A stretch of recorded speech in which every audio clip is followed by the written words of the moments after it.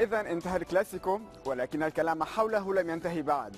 مباراة الأمس عرفت تحقيق البعض لأرقام إيجابية، وهذا الأمر غالبا يتعلق بالفريق الفائز أي برشلونة، وأرقام سلبية معظمها كانت للريال. فعلى سبيل المثال نجح برشلونة في تحقيق الفوز على ريال مدريد في البرنابيو للمباراة الثالثة على التوالي، هذا يحدث للمرة الأولى مع الفريق الكتالوني. وبات الفرنسي زين الدين زيدان أول مدرب لريال مدريد يتعرض للهزيمة في الكلاسيكو لثاني مباراة تواليا في أرض النادي الملكي. قبل هذا الكلاسيكو كان الهداف التاريخي، وبعد نهايته تصدر ليونيل ميسي كافة العناوين بسبب ما فعله في هذا اللقاء. فالهداف الأرجنتيني نجح في تسجيل هدف هو السابع عشر له في شباك ريال مدريد ليصبح أكثر لاعب يحرز أهدافا في مرمى النادي الملكي في الليغا، كما أنه بات اللاعب الوحيد الذي يسجل أكثر من 15 هدفا في آخر 10 مواسم في الليغا.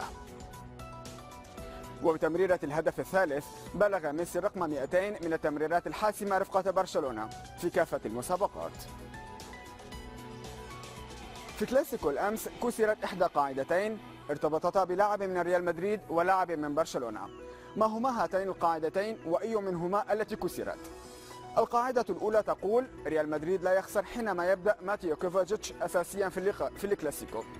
ماضي اللاعب جيد، فعندما شارك أساسيا في 3 مباريات كلاسيكو سابقة فاز الريال مرتين وتعادل مرة، وخسارة الأمس هي الأولى.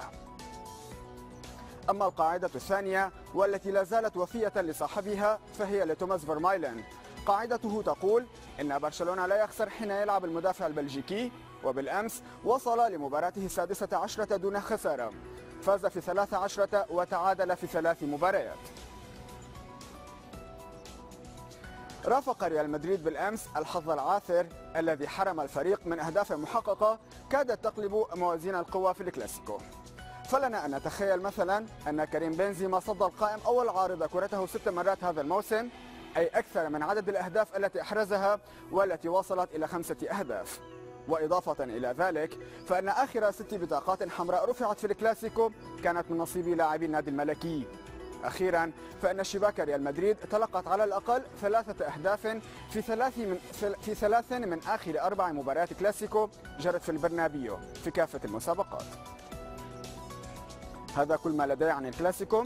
أي رقم أعجبك أمين؟